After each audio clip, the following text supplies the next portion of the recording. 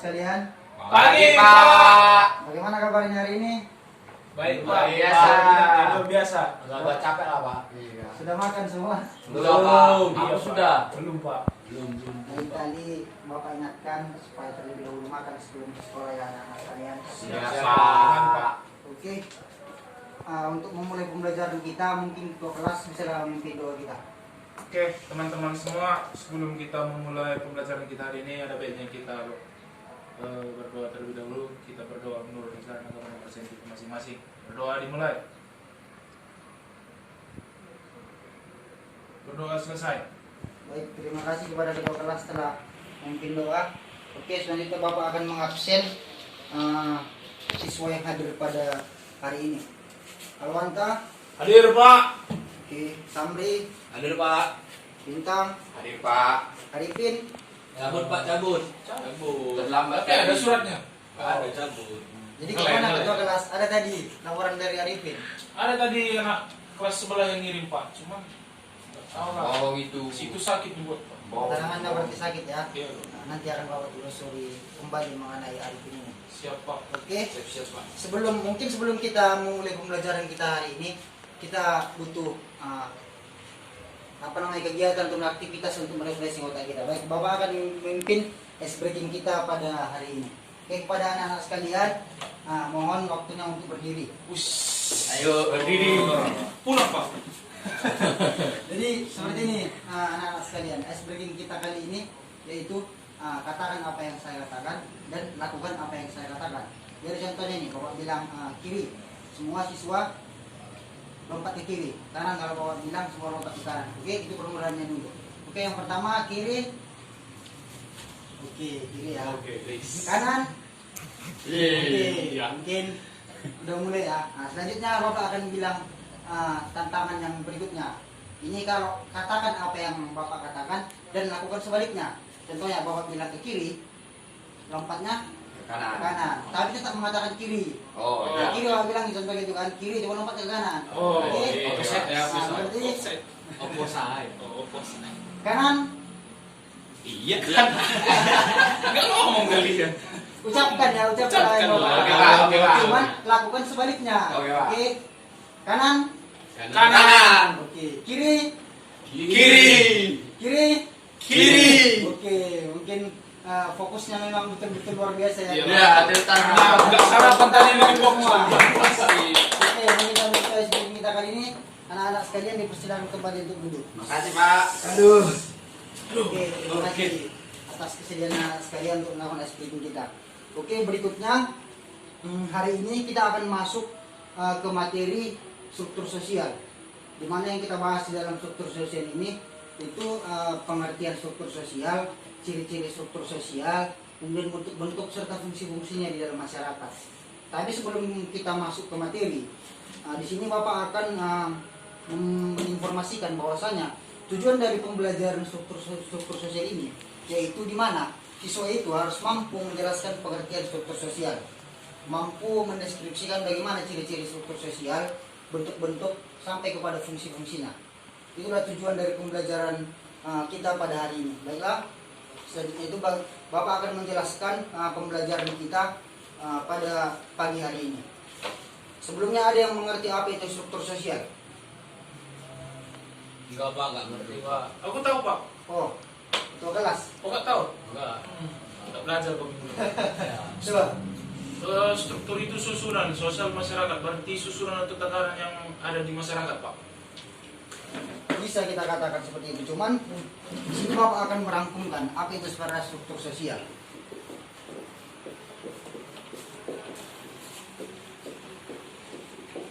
Jadi kesimpulannya itu struktur sosial itu merupakan pola hubungan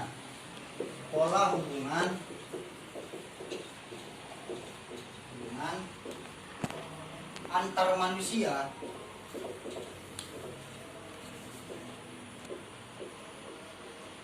atau kelompok dalam masyarakat.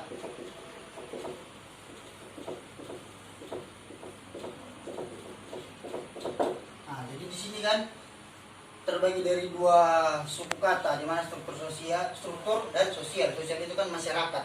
Nah, dari struktur ini itu bisa ke dalam dia pola. Itu dia yang dimaksud. Makanya ini adalah pola hubungan antar manusia ataupun kelompok dalam masyarakat. Jadi kan di dalam masyarakat ini kan ada dia terbagi ke dalam beberapa kelas-kelas sosial ataupun kelompok-kelompok sosial. Karena kan ini individu per individu, itu pastinya kan individu ini memiliki, karena individu itu merupakan manusia ini, itu merupakan makhluk sosial, sehingga mereka itu membutuhkan komunikasi ataupun kontak sosial kepada individu yang lainnya. Sehingga di dalam kelas sosial atau kelompok sosial ini, individu-individu ini membentuk suatu kelompok, yang dimana ini individu yang membentuk kelompok ini bisa jadi mereka memiliki bakat yang sama, garis keturunan yang sama, ataupun mungkin status kedudukan yang lain yang sama, sehingga mereka membentuk suatu kelas ataupun kelompok mereka sendiri. Selanjutnya itu kita masuk ke fungsi dari struktur sosial di lingkungan masyarakat. Jadi fungsinya itu yang pertama itu sebagai pengawas sosial. Pengawas sosial. Pengawas sosial. Jadi yang dimaksud dengan pengawas sosial ini itu di mana bahwasanya tadi kan tiap individu itu akan membentuk kelompok. Jadi kelompok-kelompok ini itu kan terdiri dari mereka ini memiliki karakteristik yang berbeda-beda. Antara satu kelompok dan kelompok yang lain itu memiliki karakteristik dan ciri khas yang berbeda. Kenapa dibilang sebagai pengawas sosial? Di dalam pengawas sosial ini itu suatu kelompok itu dapat mengantisipasi pelanggaran-pelanggaran nilai, norma dan peraturan-peraturan. Yang pastinya di dalam suatu kelompok sosial itu pasti memiliki aturan-aturan. Contohnya nih, kita berkaca dari suatu organisasi ataupun dari suatu komunitas, itu kan pasti mereka ini memiliki konstitusi ataupun aturan-aturan per organisasi ataupun per kelompok sosial, sehingga di situ kelompok ini konstitusinya ini kan pasti menyesuaikan dengan hukum yang berlaku di negara kita ini, sehingga itu mengurangi resiko dari ini pelanggaran-pelanggaran aturan-aturan atau norma-norma. Makanya dikatakan struktur sosial itu dapat menjadi pengawas sosial. Oke, selanjutnya yang kedua itu identitas kelompok masyarakat. Jadi struktur sosial itu sebagai identitas. Kenapa dikatakan identitas? Tadi kan Bapak katakan bahwasanya kelompok sosial itu kan memiliki ciri khas ataupun karakteristik yang berbeda.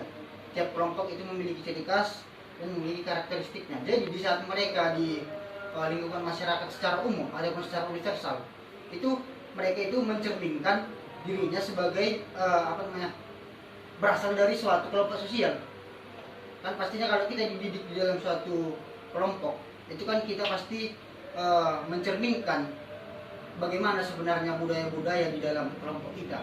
Jadi di saat kita terjun ke lingkungan yang universal, di situ kita dapat di labeling, oh ternyata dia dari kelompok ini. Contohnya, kita berkaca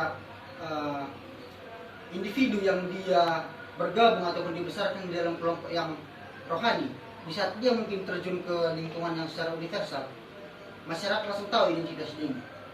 Karena memang di kelompok dia sudah dibekali dengan hal-hal yang berbau rohani.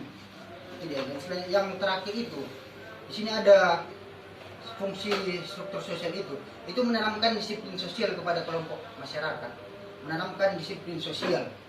Disiplin sosial. Disiplin waktu.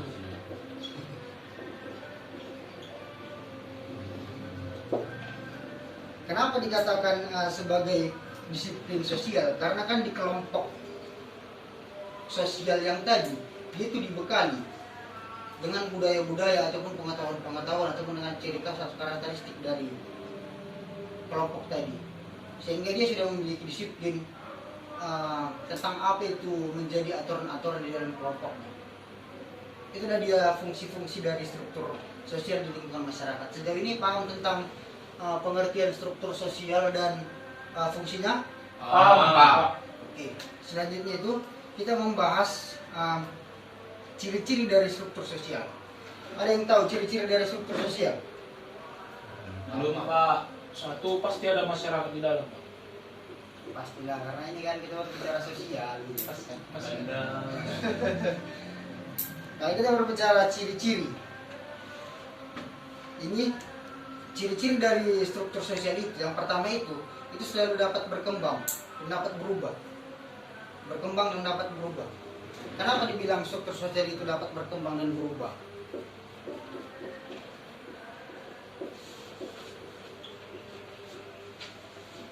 Karena kan kita tahu sifat individu, sifat manusia itu dinamis.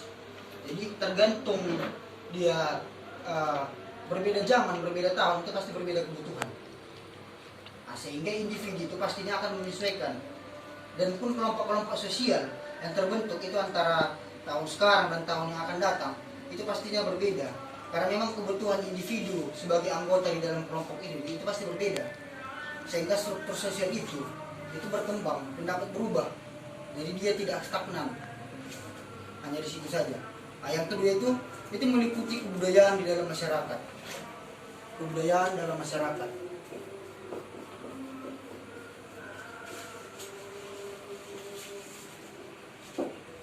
Kebudayaan atau budaya itu kan suatu kebiasaan yang melekat dalam diri individu itu. Jadi apa yang ditanamkan oleh orang tua ataupun apa yang ditanamkan oleh kelompok-kelompok sosial ke dalam individu, maka itu yang akan diterapkan, itu yang dibiasakannya, itu yang akan dilakukannya. Sehingga itulah yang akan menimbulkan kebudayaan di dalam kelompok sosial itu ataupun di dalam individu dia. Sehingga memang struktur sosial itu berciri khas itu meliputi kebudayaan dalam masyarakat. Selanjutnya itu membentuk kesatuan kelompok.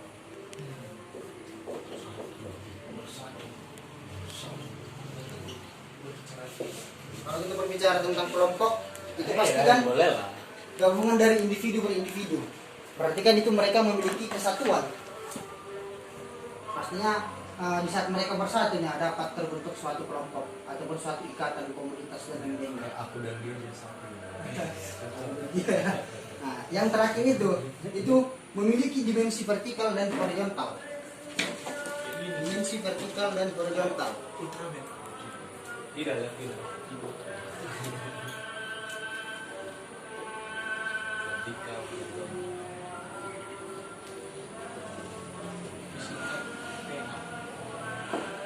VH.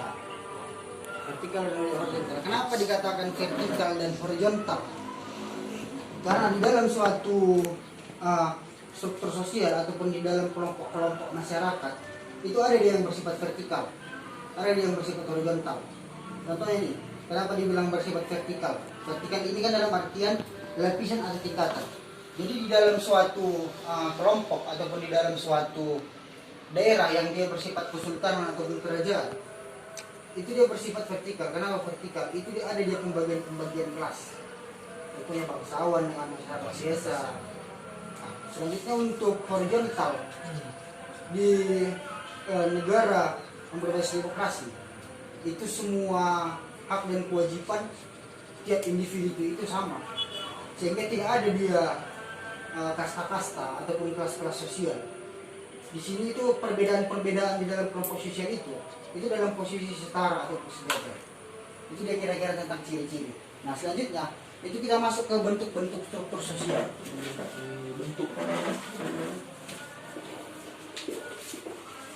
Bentuk.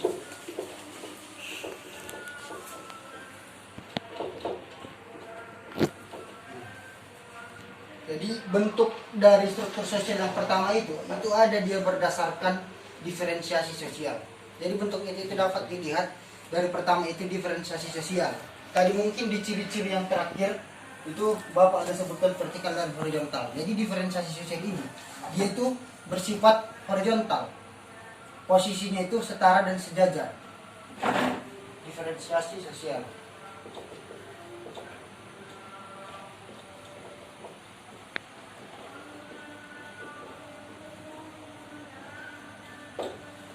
Diferensiasi tadi ini kan dia setara dan sejajar. Jadi penggolongan ataupun pengkelompokan ataupun pengklasifikasian kelompok sosial dalam masyarakat itu berada di dalam garis yang sama, setara mereka. Contohnya lah di kebudayaan kita, budaya Batak lah, itu antara marga Simanulang, Tarigan, Butasoid ataupun Sidadahi itu kan setara, tidak ada dia yang di atas, tidak ada yang di bawah, itu semua setara. Itulah contohnya dari diferensiasi sosial. Nah, dan yang kedua itu ada dia stratifikasi sosial.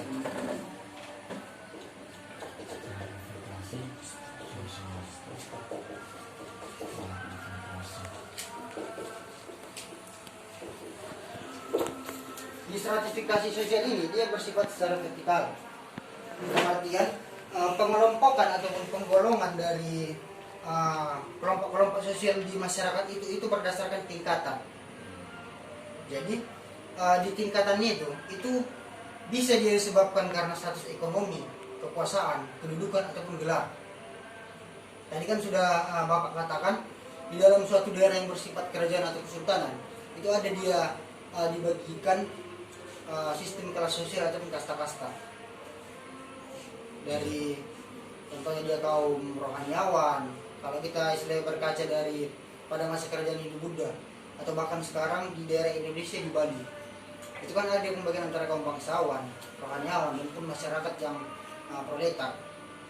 Itu dia di dalam artian dari stratifikasi sosial yang berada dalam struktur sosial ataupun pola-pola yang ada di dalam lingkup masyarakat. Sudah ini paham tentang bentuk-bentuk struktur sosial? Paham, Pak. Bisa lah. Ada pertanyaan sejauh ini tentang struktur sosial baik dari pengertian, ciri-ciri, ataupun bentuk bahkan fungsinya? Tidak ada, Pak. Lontang-lontang lah bos. Kau lah. Mahasiswa aktif.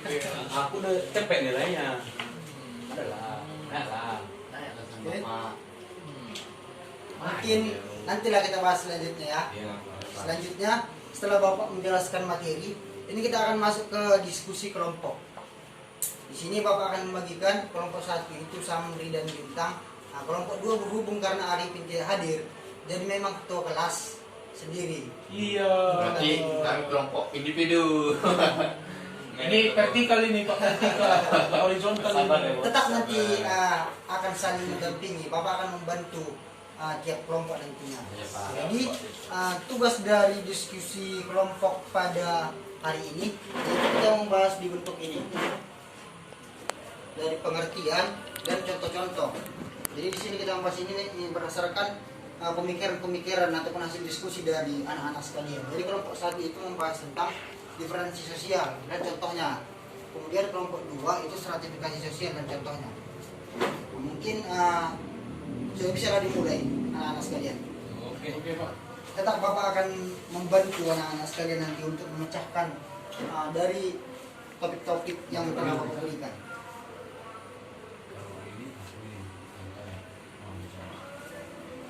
Oh ini. Enggak ada. Kelompok 1 tadi kan itu membahas diferensi sosial. Jadi kan diferensiasi tadi itu kan bersifat Cari horizontal. dulu di buku ini ya. Bagaimana sih penggolongan ataupun pengelompokan yang bersifat horizontal? Ini contoh ya. Untuk kelompok 2 Tangan. itu kan tentang stratifikasi. Stratifikasi tadi bersifat vertikal. Ini ya Pak. Vertikal begini Pak. Horizontal. Horizontal tadi sama kelompok 1 diferensiasi. Rame cok, rame.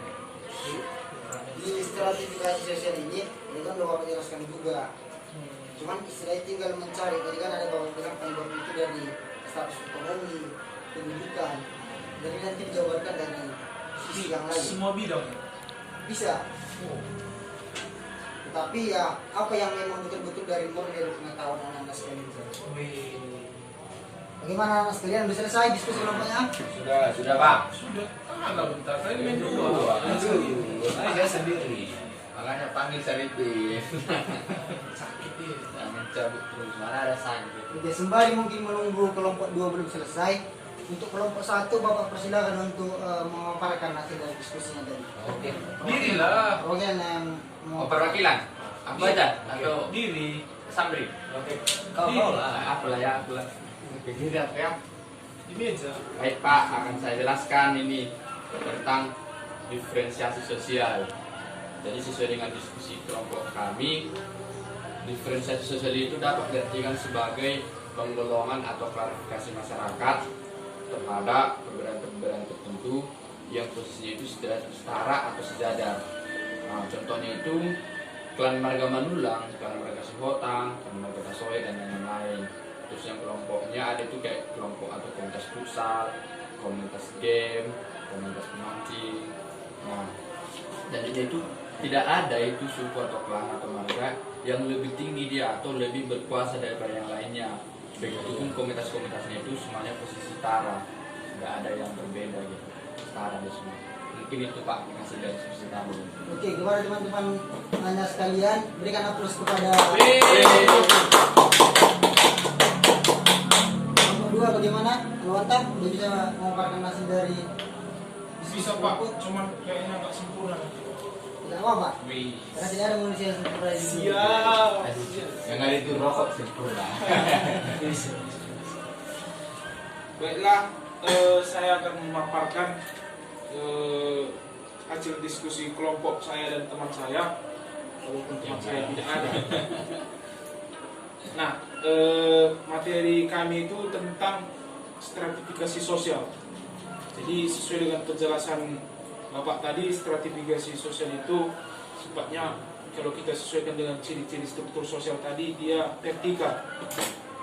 Nah, jadi secara pengertian stratifikasi sosial adalah penggolongan atau pengelompokan masyarakat berdasarkan lapisan ataupun tingkatan masyarakat itu sendiri. Nah, contohnya itu dalam wilayah kerajaan itu kan ada kadang kastanya gitu kan. Contoh dia kasta bangsawan, agama, ataupun masyarakat jelata, ataupun masyarakat yang kerjanya sebagai pedagang ataupun segala macamnya gitu. Nah, kalau berdasarkan tingkat kekayaan dan materi itu kan ada dia yang pemilik tanah, baru ada petani yang menyewa, ada juga penggarap serta buruh tani gitu. Jadi kan itu beda dia tingkatannya itu, nggak sama dia, nggak setara, karena dia ada di sini berdasarkan tingkatan kekayaan dan materi. Cuman itu sih Pak. Terima kasih. Oke, teman-temannya berikan aplaus. Jadi hasil dari diskusi tiap kelompok memang sudah sangat-sangat bagus menurut Bapak, karena memang sesuai dengan referensi yang kita pakai pada materi kali ini. Oke, untuk selanjutnya kita masuk ke kuis. Jadi sistem kuis ini Bapak ada beberapa pertanyaan. Jadi nanti anak-anak sekalian itu dia tunjuk tangan aja langsung. Oh. Ini kan udah ada di sini semua gitu. Hadiahnya apa Pak? Pulpen? Hadiahnya nanti. Jadi kan ini kan Bapak sudah Masih BP kan? sudah mengkalkulasikan lah tadi dari hasil dari pemaparan kelompok. Jadi sistemnya kali ini itu per kelompok. Tapi nggak apa-apa nanti kalau meskipun ada salah satu yang bisa menjawab, nanti tangan aja. Ini masih seputar materi kita kali ini saja. Jadi nggak usah berebut dia anak sekalian. Siap Pak. Jadi Nggak ada bel ini Pak. oke, untuk pertanyaan pertama, siapa yang bisa menjelaskan pengertian struktur sosial dan ciri-cirinya? Pada Samri lah mungkin bisa. Oke, ya Pak. Menurut saya untuk sosial itu yaitu pola yang dimana polanya ini tuh hubungan antar manusia atau kelompok di dalam masyarakat gitu Pak. Nah jadi dari struktur sosial ini juga dia memiliki ciri-ciri gitu berkembang. Jadi struktur sosial ini tuh nggak stagnan dia Pak, itu selalu berkembang di setiap zamannya. Terus juga yaitu menjadi seperti kebudayaan atau kebiasaan yang ada di masyarakat itu. Dan struktur sosial ini juga menjadi kesatuan gitu Pak antara satu dan yang lain. Dan dia tidak terpisah-pisah melainkan menjadi kesatuan. Dan yang terakhir itu adalah vertikal horizontal gitu Pak. Jadi untuk struktur sosial ini yaitu ada yang vertikal, yaitu ya bisa dibilang mengikuti satu sosial yang begitu Pak. Ada yang mengikuti gelar, kekuasaan, jabatan, dan kedudukan. Sedangkan yang horizontal itu dia sejajar gitu Pak, tidak ada pembedaan daripada yang lain. Oke, bagus. Tepuk tangan untuk Samri. Kemudian kita masuk ke pertanyaan yang terakhir. Selanjutnya ini siapa yang bisa menjelaskan tentang fungsi dan bentuk-bentuk dari struktur sosial? Pak. Mantap. Fungsinya Pak. Fungsinya itu ada 3 Pak, yaitu sebagai pengawas. Artinya itulah menjadi mengkondisikan supaya masyarakat itu tetap tidak jauh dari nilai-nilai atau norma yang berlaku. Kemudian menjadi identitas, artinya identitas ini kan Pak itu menjadi ciri khas dari masyarakat tersebut gitu, dari kelompok atau struktur tersebut. Kemudian menjadi disiplin sosial, artinya selain mengawasi juga tentunya itu menjadi aturan atau norma yang harus diikuti dan menjadi pedoman masyarakat. Kemudian bentuknya itu ada dua tadi Pak, yang dibahas di kelompok sebelumnya Pak, itu diferensiasi dan juga stratifikasi sosial. Diferensiasi ini artinya tidak ada perbedaan yang menganut pada satu poin gitu Pak. Artinya dia hanya substansinya sama, makanya sifatnya tadi horizontal Pak. Kemudian stratifikasi sosial sesuai dengan cirinya itu vertikal. Artinya ada di situ penggolongan sesuai dengan aspek yang diperhitungkan. Contoh seperti gelar ataupun tingkat kekayaan ataupun materi. Itu aja sih Pak. Terima kasih. Oke, tepuk tangan kepada Ronda. Jadi karena memang anak-anak sekalian sudah menjelaskan ataupun menjawab yang dari kuis yang telah Bapak paparkan tadi. Jadi di sini Bapak ada 2 hadiah. Karena memang ini kan ada 2 kelompok. Nah, jadi kalau untuk kelompok pertama mungkin Bapak akan mendapatkan minuman. Mendapat buku dari materi sosial. Bisa dimakan. Bisa dibaca jadi ilmu. Mana tahu next time Tapi mati menang minum. kuis dapat air minum. Sekali lagi tepuk tangan. Selanjutnya itu di sini Bapak meminta kepada anak-anak siapa yang dapat memberikan kesimpulan pada materi pembelajaran kita hari ini. Ada. Kau lah, Kesimpulannya. kau diam aja. Aku tuh. Oke Pak, saya Pak. Samri. Oke, iya. Jadi kesimpulan untuk materi kali ini Pak, pembelajaran kali ini itu kita membahas tentang struktur sosial Pak. Jadi kalau dari pembelajaran kita kali ini pengertiannya itu sosial itu adalah pola hubungan antar manusia atau kelompok yang ada dalam masyarakat Pak. Jadi tadi juga kita membahas fungsi, ciri-ciri dan bentuk. Kalau dari fungsinya itu Pak ada pengawas sosial, identitas dan disiplin sosial. Sedangkan ciri-cirinya itu satu ada kebudayaan, dan juga sosial ini juga berkembang dan menjadi kesatuan, dan ciri-cirinya itu yaitu menjadi vertikal dan horizontal Pak. Dan terakhir yang dari pembelajaran tersebut itu tentang bentuk sosial. Itu ada 2 Pak, sertifikasi sosial dan juga diferensiasi sosial. Gitu Pak. Oke, bagus. Tepuk tangan kepada Samri.